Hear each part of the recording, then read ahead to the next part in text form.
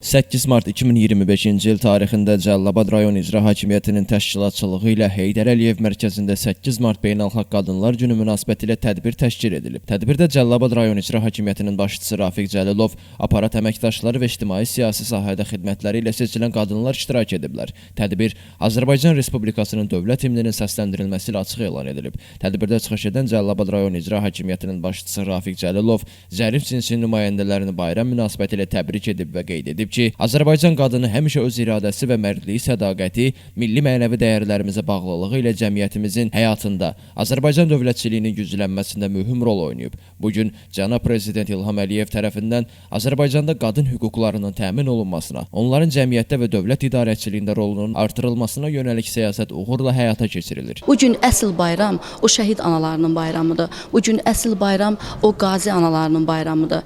Mən fürsətdən istifadə edib başda birinci xanımımız Mehriban xanım Əliyeva olmaqla bütün qadınlarımızı, Azərbaycan qadınları, eləcə də şəhid anaların, qazi anaların, bacılarını təbrik edirəm səmimi qəlbdən. Qoy həmişə onların üzü gülsün. Nə qədər Azərbaycan var, o qadınlarımızın həmişə üzü gülsün, həmişə xoşbəxt yaşasınlar. Bütünlükdə respublikamızda olduğu kimi Cəlilabadın da sosial-iqtisadi və ictimai-siyasi həyatında qadınların böyük rolu vardır. Rayonumuzda qadınlar ölkə tarixinin bütün dövrlərində xalqın tale yüklü məsələlərinin həll edilməsində öz töhfələrini veriblər. Bu da gender bərabərliyinə tarixən göstərilən müsbət münasibətdən qaynaqlanır. Rayonumuzun qadınlarının bütün uğurlarının təməlində dövlətimizin böyük dəstəyi və davamlı qayğısı dayanır. Bugün Azərbaycan qadınları üçün çox möhtəşəm bir gündür.